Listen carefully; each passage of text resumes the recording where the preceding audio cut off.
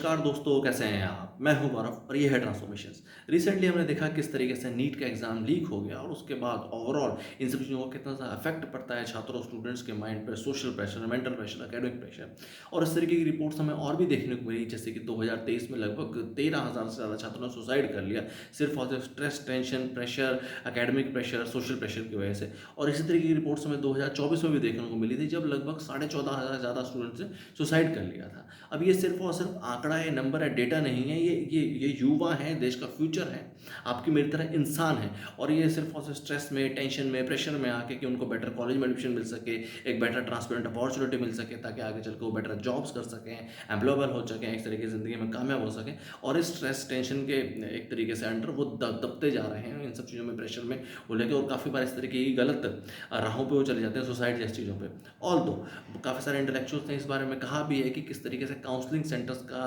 एक तरीके से ज़रूर भी है, पर फिलहाल हम देखते हैं कि प्राइवेट स्कूल्स या कॉलेजेस में भी इस तरह की चीज़ें अवेलेबल नहीं है। तो इवन सरकारी इंफ्रास्ट्रक्चर में या सरकारी सिस्टम्स में तो ये सब चीज़ होना एक तरीके से इम्पॉसिबल ही लगता है फिलहाल, जहाँ प्रॉपर इंफ्रास्ट्रक्चर भी नहीं है, प्रॉपर एक तरीके से स्कूल की बिल्डिंग्स भी काफ़ी बार हमें देखने को मिलती है कि राज्य स्तरीय सरकारों में ऐसा सब कुछ नहीं है।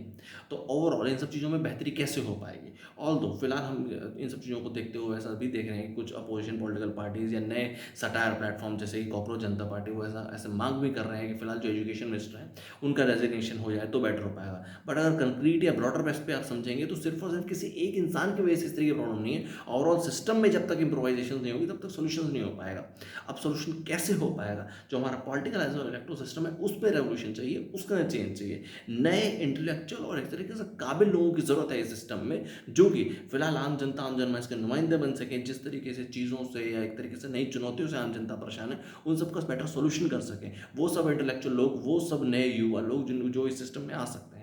और जब तक इस सिस्टम में नए युवा लोग नहीं आएँगे, जब तक उनको एक तरीके से ट्रांसपेरेंट अपॉर्च्युनिटी नहीं मिलेगी, तब तक इस तरह की चीज़ें हम देखते रहेंगे। और इन्हीं सब चीज़ों को देखते हुए हमने ट्रांसफॉर्मेशन जैसा प्लेटफॉर्म बनाने की कोशिश की है, जो कि भारत का पहला एक ऐसा इक्वल अपॉर्च्युनिटी ट्रांसपेरेंट प्लेटफॉर्म है, जो कि भारत के हर युवा को, हर इंटेलेक्चुअल पर्सन को उसकी विचारधारा, मिशन, विज़न, पर्सपेक्टिव के बेसिस पे Indian political as well electoral system का हिस्सा बनने का चांस है, कह सकते हैं, मौका देता है, ताकि वो अपने पर्सपेक्टिव से, अपने विचारधारा से सिस्टम का हिस्सा बन सके और आगे चल के आम जनता, आम जनमानस का नुमाइंदा बन सके, उनके रिप्रेजेंटेटिव बन सके और उनके लिए, उनकी उनकी पीढ़ियों के लिए बेहतर भविष्य बना सके और राज्य स्तर पे भले केंद्र स्तर पे, भले क्षेत्र स्तर पे, देश में की प्रगति के लिए योगदान दे सकें। जय हिंद, जय भारत।